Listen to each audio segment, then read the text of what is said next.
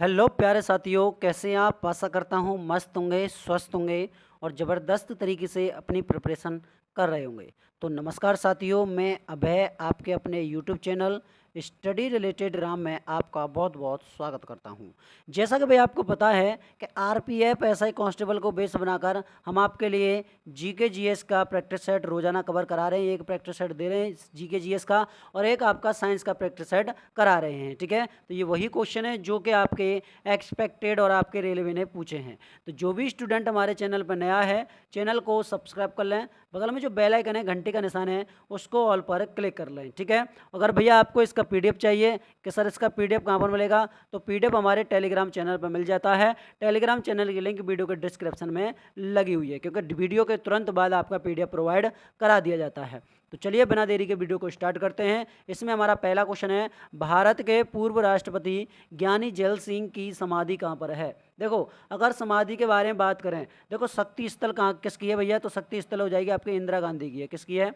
इंदिरा गांधी की शक्ति स्थल है। ठीक है, कहाँ पर पड़ती है भैया? ये आपकी दिल्ली में है। कहाँ पर है? ये आपकी दिल्ली में है। ठीक है, तो ये आपको नोट कर लेना है। अच्छा, इसके बारे में बात करें भैया, और आगे बढ़ते हैं, थोड़ा और आगे बढ़ते हैं। जैसे समता के बारे में बात करें कि समता किसकी समाधि है, तो समता हो जाएगी भाई आपकी जगजीवन राव की। किसकी? जगजीवन जीवन राव जी की समता समाधि। और ये कहाँ पर पड़ती है? तो ये पड़ती है आपकी, ये भी आपकी दिल्ली में ही है। कहाँ पर है? ये भी आपकी दिल्ली में है। ठीक है भैया। अच्छा, अगर मैं पूछूं भैया, जैसे बात कर जाए शांति वन के बारे में कि शांति वन किसकी है, तो शांति वन हो जाएगी आपकी जवाहर लाल नेहरू जी की आपकी शांति वन है। और ये कहाँ पर पड़ती है भैया जवाहरलाल नेहरू की? तो जवाहरलाल नेहरू की आपकी पड़ेगी भैया दिल्ली में है। ठीक है, कहाँ पर है? ये भी इनकी दिल्ली में है। ठीक है, तो ये भी आपको नोट कर लेना है। अगर मैं इस क्वेश्चन के आंसर के बारे में बात करूँ ना, तो ऑप्शन नंबर सी एकता स्थल इस क्वेश्चन का राइट आंसर हो जाएगा, क्योंकि पूर्व जैल सिंह की समाधि आपकी कहाँ पर है? एकता स्थल है। ठीक है, ये आपको ध्यान में रखना है। अच्छा, इसमें आपसे पूछा जाए, जैसे आपकी एक हो जाएगी महाप्रयाण महाप्रयाण घाट पर किसकी समाधि है? तो महाप्रयाण घाट पर आपके डॉक्टर राजेंद्र प्रसाद हो जाएंगे। कौन? डॉक्टर राजेंद्र प्रसाद। और ये कौन सी जगह पर है भैया डॉक्टर राजेंद्र प्रसाद की समाधि? तो ये हो जाएगी आपकी पटना में। कहाँ पर? पटना में है। ठीक है, चलो ये क्लियर हो गया। अच्छा, आगे बढ़ते हैं, वीर भूमि के बारे में बात करेंगे। किसके बारे में? एक हमारी वीर भूमि हो जाएगी, वीर भूमि समाधि। वीर भूमि आपकी स्थल है, ये किसकी है? तो वीर भूमि हो जाएगी आपके राजीव गांधी की। किसकी है भाई? राजीव गांधी की हो जाएगी। और राजीव गांधी की कहाँ पर है? ये भी आपकी नई दिल्ली में पड़ती है। ये भी आपकी कहाँ पर है? ये भी आपकी नई दिल्ली में स्थित है। सभी पॉइंटों को मैं कवर करा रहा हूँ जिससे आपका कोई भी पॉइंट बाहर ना जाए। क्लियर है भैया? चलो, एक हो जाएगा आपका नारायण घाट। कौन सा है? एक हो जाएगा आपका नारायण घाट, कि भाई नारायण घाट समाधि किसकी है? तो नारायण घाट समाधि आपके गुलजारी लाल नंदा की है। गुलजारी लाल नंदा जी की है। और कहाँ पर पड़ती है? ये है आपकी अहमदाबाद। और अहमदाबाद मतलब गुजरात। ठीक है, अहमदाबाद गुजरात में स्थित है। ठीक है, तो ये भी आपको ध्यान में रखना है, मोस्ट इम्पोर्टेंट है आपके लिए। ठीक है, क्लियर है? अच्छा, राजघाट के बारे में बात करें कि राजघाट किसकी है भाई? ये भी नोट करो, राजघाट। तो राजघाट हो जाएगी आपकी किसकी? महात्मा गांधी की है। महात्मा गांधी जी की है। और आपको पता होना चाहिए ये कहाँ पर है, तो ये भी आपकी दिल्ली में है। कहाँ पर है? ये भी आपकी दिल्ली में है। ठीक है, तो क्लियर हो गया इतना। चलो आगे बढ़ते हैं अगले क्वेश्चन की तरफ। अगला क्वेश्चन आपके सामने, अगला क्वेश्चन है, दिल्ली के किस शासक को लाख बख्श कहा जाता है? ये इंपॉर्टेंट क्वेश्चन है आपके लिए। देखो, इस क्वेश्चन के आंसर के बारे में बात करें तो ऑप्शन नंबर सी इसका राइट आंसर हो जाएगा। इन्होंने शासन के बारे में बात करें कि भैया इन्होंने शासन कब से कब तक किया था, तो शासन को नोट कर लेना, 1206 से लेकर और 1210 तक शासन किया था। अब मैं पूछता हूँ आपसे, अब नोट कर लेना। जैसे अगर बात की जाए गुलाम वंश के बारे में, किसके बारे में? गुलाम वंश। ये गुलाम वंश से संबंधित है। गुलाम वंश का शासन चला था आपका 1206 से लेकर और 1290 तक का गुलाम वंश चला था। ठीक है, तो ये क्लियर हो गया। अच्छा जी, इसके बाद हम बात करेंगे भैया किसके बारे में, कि भैया ऐबक की जो मृत्यु है, क्या है? मृत्यु कैसे हुई थी? तो मृत्यु कब होती है इनकी? मृत्यु होती है, जैसे बात कर लें भाई इसके बारे में, तो 1210 में इनकी मृत्यु हो जाती है। 1210 में कैसे? जो आपके चौगान है, क्या है? चौगान खेलते समय, चौगान खेलते समय घोड़े से गिरकर, घोड़े से गिरकर इनकी मौत हो जाती है। ठीक है, अच्छा इसके बारे में बात करेंगे भैया। इसमें आपका ये आपका ऐबक है। ऐबक के बारे में, ऐबक किसका गुलाम था? ऐबक तो भैया गौरी का गुलाम था। किसका? गौरी का। और गौरी को नोट कर लेना, गौरी के 4 गुलाम थे, गौरी के गुलाम। तो पहला कौन था? यलदौज, यलदौज। दूसरा था आपका कुवाचा, कुवाचा। तीसरा था आपका ऐबक, ऐबक। और चौथा हो जाएगा आपका कौन सा? बख्तियार खिलजी, बख्तियार खिलजी हो जाएंगे। 4 भैया किसके? ऐबक के, उसके गौरी के गुलाम थे। ठीक है, अब देखो नोट कर लेना गौरी के बारे में। गौरी ने कुतुब मीनार की नींव रखी थी, कुतुब मीनार, कुतुब मीनार की नींव रखी थी। पहली मंजिल इन्होंने बनवा दी। अच्छा इसके बारे में बात करें कुतुब मीनार के बारे में, दूसरी, तीसरी और चौथी मंजिल किसने बनवाई थी? तो इल्तुतमिश ने, इल्तुतमिश ने बनवाई थी। ठीक है भैया जी। अच्छा इसके बारे में नोट कर लेना, इल्तुतमिश की पुत्री का नाम तो रजिया सुल्तान। कौन हो जाएंगी? रजिया सुल्तान थी, प्रथम महिला शासिका थी आपकी। ठीक है, प्रथम मुस्लिम महिला शासिका हो जाएंगी। अच्छा ऐबक के बारे में नोट कर लेना भैया। ऐबक, ऐबक के बारे में कि भैया क्या है ऐबक के बारे में, तो किस जाति का था? जाति को नोट कर लेना, किस जाति का था? तो जाति हो जाएगी भैया इनकी कौन सी? एल्बर्ट जाति हो जाएगी, एल्बर्ट जाति हो जाएगी। अच्छा बात करेंगे और जैसे किसके बारे में? इल्तुतमिश के बारे में। इल्तुतमिश को क्या कहा जाता है? गुलामों का गुलाम, गुलामों का गुलाम कहा जाता है। गुलामों को गुलाम कैसे कहते हैं? तो भैया इल्तुतमिश को कहा जाता है। क्लियर है ये? बहुत सुंदर। चलो नेक्स्ट क्वेश्चन की तरफ बढ़ेंगे। अगला क्वेश्चन आपके सामने ये रहा, थाईलैंड की मुद्रा क्या है? भैया थाईलैंड की मुद्रा आपकी बेहत। क्या है? बेहत। रुपया किसकी है? तो रुपया आपके भारत की हो जाएगी। पाकिस्तान के बारे में बात करें, पाकिस्तान की हो जाएगी।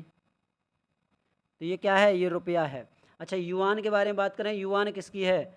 तो युआन हो जाएगी भैया आपकी चीन की मुद्रा है, चीन की। और चीन की राजधानी क्या है? बीजिंग हो जाएगी, चीन की राजधानी बीजिंग।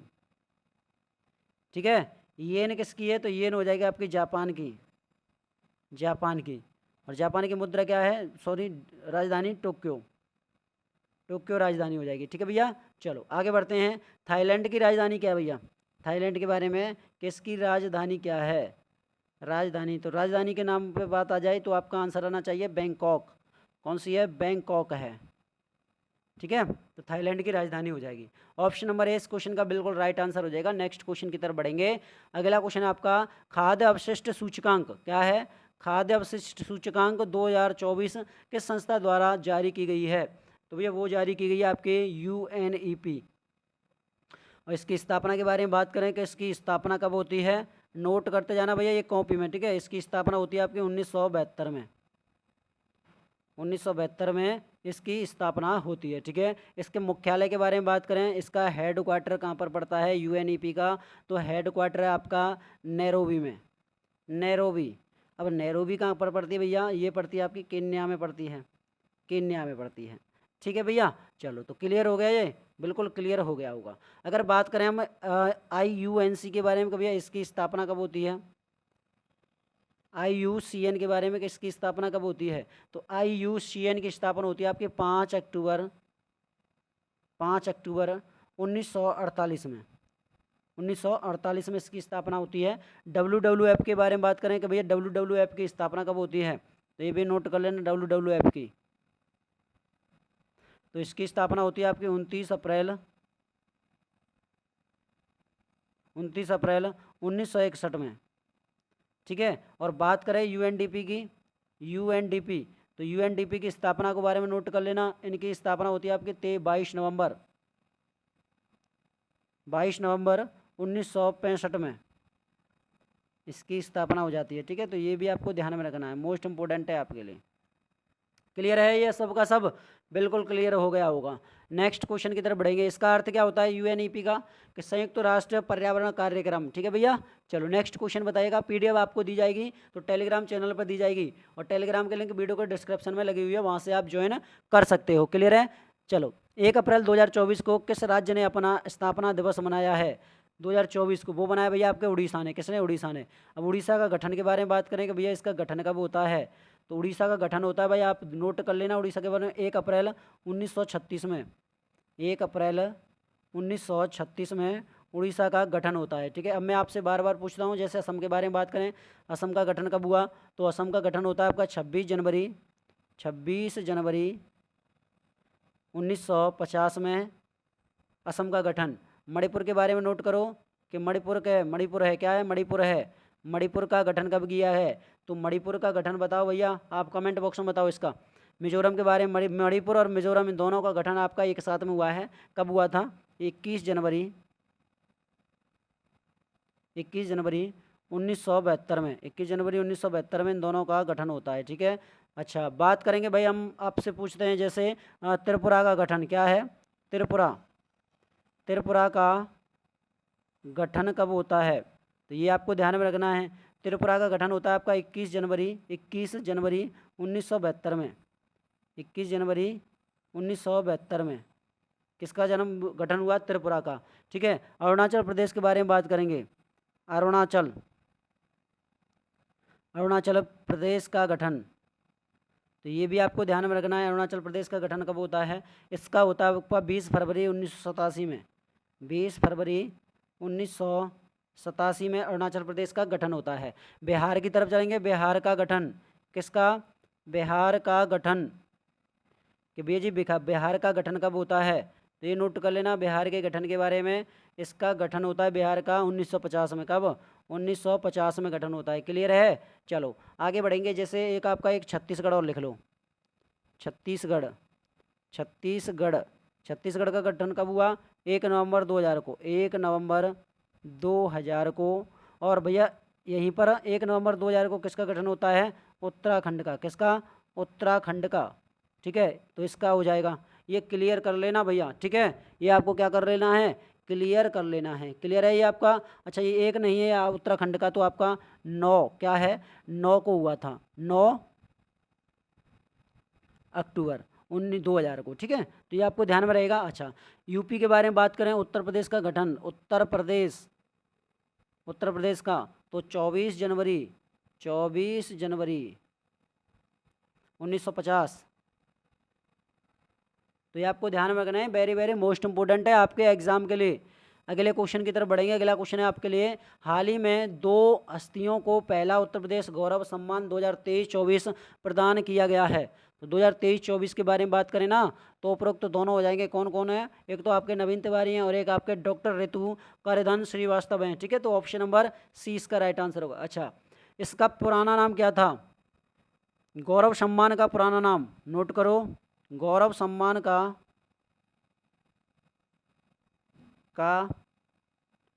पुराना नाम, तो गौरव सम्मान का पुराना नाम क्या था, यश भारती था। अच्छा इसकी स्थापना बताओ, यश भारती की स्थापना, कि भैया जी यश भारती की स्थापना कब हुई थी, इसकी स्थापना हुई थी 1994 में, कब, 1994 में। और इसमें राशि कितनी दी जाती है, राशि कितनी दी जाती है, 11 लाख रुपया, 11 लाख रुपया दिया जाता है राशि में। ठीक है, तो ऑप्शन नंबर सी इसका राइट आंसर हो जाएगा। नेक्स्ट क्वेश्चन आपके लिए ये रहा। अगला क्वेश्चन है, ग्रेट डिवाइडिंग रेंज निम्न में कहाँ पर स्थित है। तो ग्रेट डिवाइडिंग आपके बारे में बात करें तो ऑप्शन नंबर सी ऑस्ट्रेलिया, और ऑस्ट्रेलिया की राजधानी के बारे में बात करें तो कैनबरा ऑस्ट्रेलिया की राजधानी हो जाएगी। क्लियर है। अच्छा अगर मैं आपसे पूछूं जैसे कि ऑस्ट्रेलिया में कौन सी संधि है, तो भैया एक बांस जल संधि है, बांस जल संधि। और बांस जल संधि किस किस के बीच में है, तो ये हो जाएगी, एक तरफ हो जाएगा आपका ऑस्ट्रेलिया, और प्लस में कौन है, प्लस में हो जाएगा आपका तस्मानिया, तो इन दोनों के बीच में है। ठीक है, तो ये आपको ध्यान में रख लेना है। अच्छा बात करें ऑस्ट्रेलिया को क्या कहा जाता है, प्यासी भूमि कहते हैं, प्यासी भूमि कहा जाता है। और क्या कहते हैं, कंगारुओं का देश, क्या है, कंगारू का देश भी कहा जाता है। ठीक है, तो ये आपको ध्यान में रख लेना है। क्लियर है भैया। चलो अगला क्वेश्चन बताओ भैया, अगला क्वेश्चन आपके सामने, अगला क्वेश्चन क्या है कि निम्नलिखित में से कौन सा एक अर्धचालक है, देखो अर्धचालक, लकड़ी के बारे में बात कर लें, लकड़ी के बारे में, और या बात कर लें भैया किसके बारे में, प्लास्टिक के बारे में, तो ये दोनों के दोनों कैसे हैं, ये दोनों के दोनों तो भैया कुचालक हैं, कुचालक। ठीक है। और बात कर ली जाए जैसे एल्यूमिनियम के बारे में बात कर लें, या फिर बात की जाए एल्यूमिनियम हो जाएगा आपका। ठीक है। यहीं पर बात की जाए तांबे के बारे में, एल्यूमिनियम, तांबा, चांदी, चांदी, तो ये सभी के सभी क्या हैं, ये आपके सभी के सभी कौन से हो जाएंगे, ये चालक हो जाएंगे। ये कौन है, तो ये आपके चालक हैं, चालक। लेकिन हमसे पूछा क्या है, अर्धचालक, तो अर्धचालक हो जाएगा हमारा जर्मेनियम। ऑप्शन नंबर ए इसका राइट आंसर हो जाएगा, अर्धचालक। देखो अर्धचालक में कौन कौन आता है, जर्मेनियम आता है, गैलियम आता है, गैलियम। ठीक है भैया। और बात करें इसमें, और आपका जर्मेनियम, गैलियम और आपका सिलिकॉन, सिलिकॉन। ठीक है। तो ये सभी के सभी आते हैं। चलो अगला क्वेश्चन बताने की कोशिश करो। अगला क्वेश्चन है कि निम्नलिखित में से कौन आसियान का सदस्य नहीं है। आपको पता है भाई आसियान में आपके कितने देश हैं, तो 10 देश हैं। देखो नोट करो, अगर मैं पूछूं आसियान की स्थापना, आसियान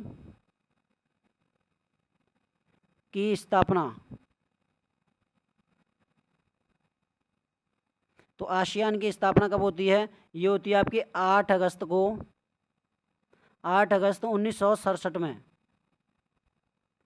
इसकी स्थापना हो जाती है। अच्छा, इसका मुख्यालय कहाँ पर है, मुख्यालय के बारे में, हेडक्वार्टर के बारे में बात कर ली जाए तो इसका मुख्यालय कहाँ पर पड़ता है, जकार्ता में पड़ता है, जकार्ता में इसका मुख्यालय पड़ता है। क्लियर है इतना। अच्छा जी, बात करेंगे सदस्य देश कितने हैं, सदस्य देश आसियान में, सदस्य देश, तो सदस्य देश हो जाएंगे आपके 10। अब 10 कौन कौन से हैं, देखो नोट कर लो। पहला नंबर 1 म्यांमार, म्यांमार। दूसरे के बारे में बात करें, दूसरा कौन सा हो जाएगा, थाईलैंड, थाईलैंड दूसरा हो जाएगा। तीसरा कौन सा है, तीसरा हो जाएगा आपका इंडोनेशिया, इंडोनेशिया, नेशिया। ठीक है। चौथे के बारे में बात करेंगे, चौथा कौन सा है, तो सिंगापुर, सिंगापुर चौथा हो जाएगा। पांचवा, तो पांचवा हो जाएगा आपका कंबोडिया, कंबोडिया। ठीक है भैया। छठवें के बारे में बात करें, छठवां देश कौन सा है, तो मलेशिया हो जाएगा, मलेशिया छठवां देश है। सातवां, सातवां हो जाएगा आपका वियतनाम, वियतनाम। इनको नोट कर लेना भैया कॉपी में, वियतनाम। आठवें के बारे में बात करेंगे, आठवां कौन सा है, तो आठवां हो जाएगा आपका लाओस, लाओस। नौवां कौन सा है भाई, तो नौवां हो जाएगा आपका फिलीपींस, फिलीपींस।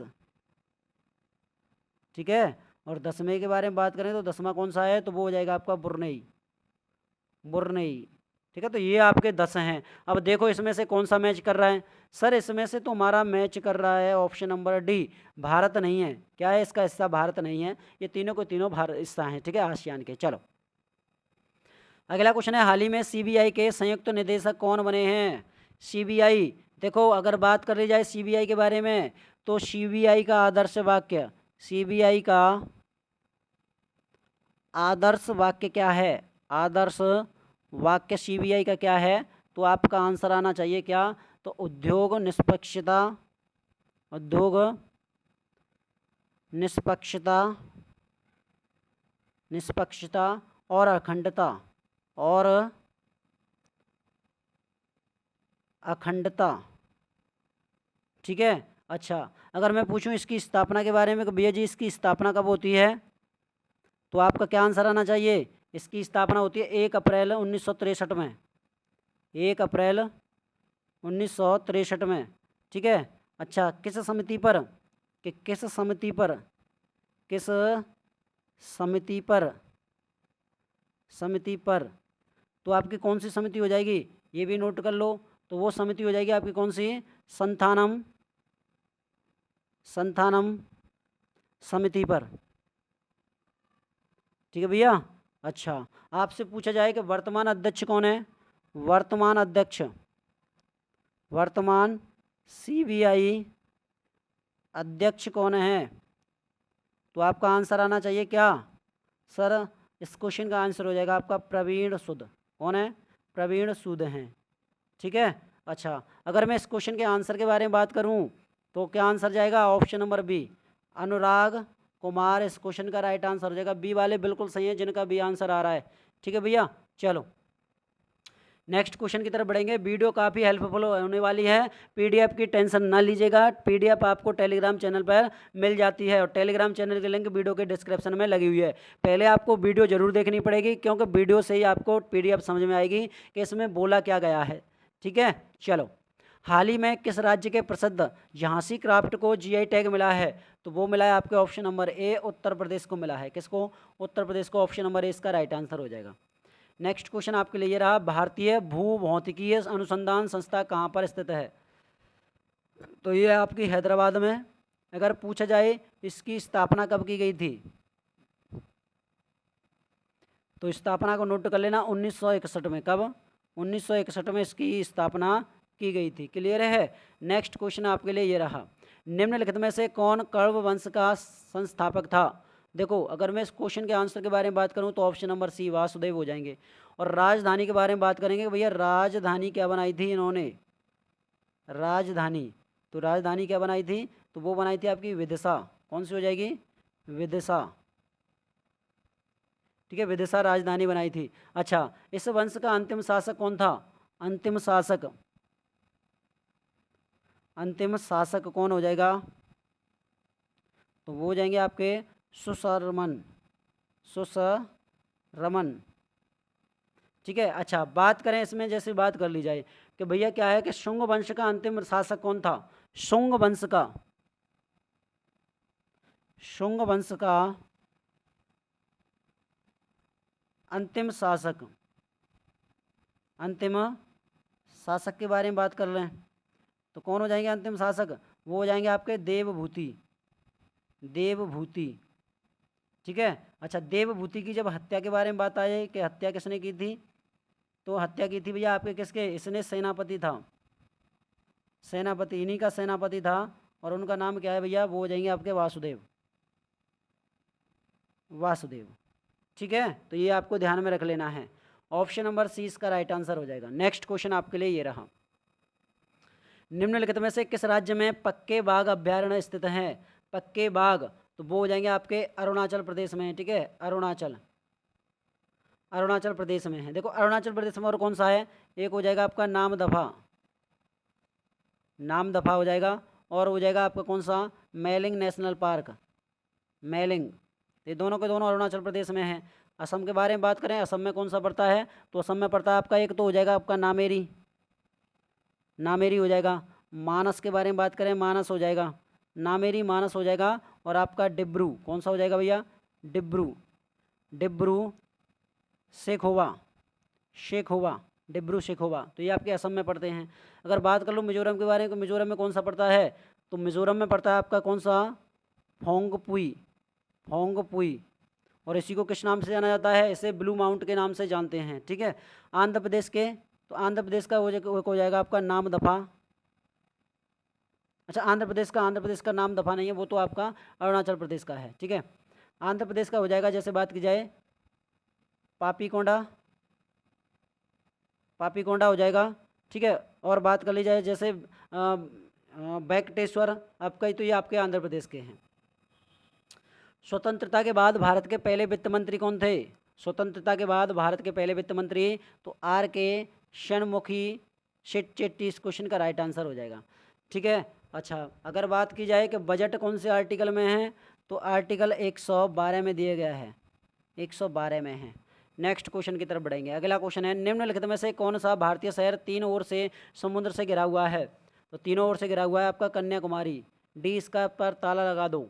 नेक्स्ट क्वेश्चन आपके लिए, हिमालय की सबसे उत्तरी श्रेणी को किस नाम से जाना जाता है? बताओ भैया कौन से नाम से जानते हैं? तो वो जानते हैं सर हम ऑप्शन नंबर बी, हिमाद्री के नाम से। बी इसका राइट आंसर हो जाएगा। नेक्स्ट क्वेश्चन की तरफ बढ़ेंगे, किस अवधि को योजना अवकाश के नाम से जाना जाता है? तो ऑप्शन नंबर डी। कैसे? अब देखो ध्यान में रखना कि तीसरी पंचवर्षीय योजना चल रही थी। 1961 में क्या हुआ था? 1961 में, तो भैया जी 1961 में चीन से युद्ध, किससे? चीन से युद्ध चल रहा था। इसके बाद में 1965 में क्या हो रहा था? तो 1965 में आपका पाकिस्तान से युद्ध चल रहा था, पाकिस्तान से युद्ध, ठीक है। और बात करें 1966 में क्या हो रहा था? तो 1966 में अकाल पड़ गया, अकाल पड़ गया। तो ये आपको ध्यान में रखना है। अगला क्वेश्चन आपके लिए ये रहा, कलिंग युद्ध का सजीव वर्णन किस शिलालेख में किया गया है? देखो आपको पता है कि कुल शिलालेख कितने हैं? कुल शिलालेख तो 14 हैं, और लेकिन इसका वर्णन किस में है? तो इसका वर्णन दिया गया भैया आपके किस में? ऑप्शन नंबर बी, 13वें वाली में। किस में? 13वें में दिया गया है, 13वां। और आपको पता है जो कलिंग का युद्ध लड़ा गया था, कब लड़ा गया था? 261 BC में। किस किस के बीच में? तो इसमें भैया आपके एक अशोक थे, अशोक, और दूसरी तरफ आपके कलिंग के राजा। इसमें ज़्यादा मारामारी हो गई कलिंग का राजा, तो इन्होंने भैया क्या है, धम्म की घोषणा कर दी। किसकी कर दी भैया? अशोक ने कर दी धम्म की घोषणा, और इन्होंने बौद्ध धर्म अपना लिया, बौद्ध धर्म इन्होंने अपना लिया था, ठीक है। चलो क्वेश्चन अगला है कि निम्न में से कौन सा पूंजीवादी आर्थिक प्रणाली की विशेषता नहीं है? अगर मैं इस क्वेश्चन के आंसर के बारे में बात करता हूं तो ऑप्शन नंबर बी, धन का वितरण। नेक्स्ट क्वेश्चन आपके लिए, निम्नलिखित में से किस राज्य में उष्णकटिबंधीय पर्णपाती वन नहीं है? तो वो नहीं है भैया आपके राजस्थान में नहीं है। किस में नहीं है? राजस्थान में नहीं है। ऑप्शन नंबर ए इसका राइट आंसर होगा। नेक्स्ट क्वेश्चन आपके लिए, निम्नलिखित में से किस राष्ट्रपति ने भारत में किसी भी राष्ट्र आपातकाल की घोषणा नहीं की है? तो वो नहीं किया आपके भैया किसने? जैल सिंह ने। ऑप्शन नंबर सी इसका राइट आंसर होगा। आपको पता है राष्ट्रीय आपातकाल कितनी बार लगा भारत में? राष्ट्रीय आपातकाल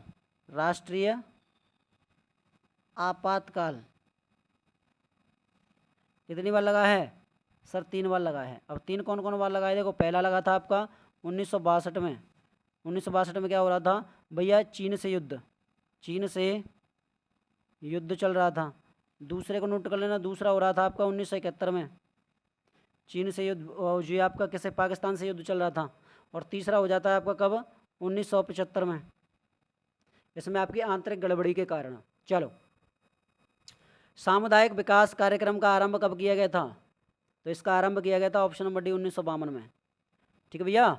नेक्स्ट क्वेश्चन आपके लिए, भारत के किस राज्य में गर्मी के मौसम में काल वैशाखी हवाएं चलती हैं?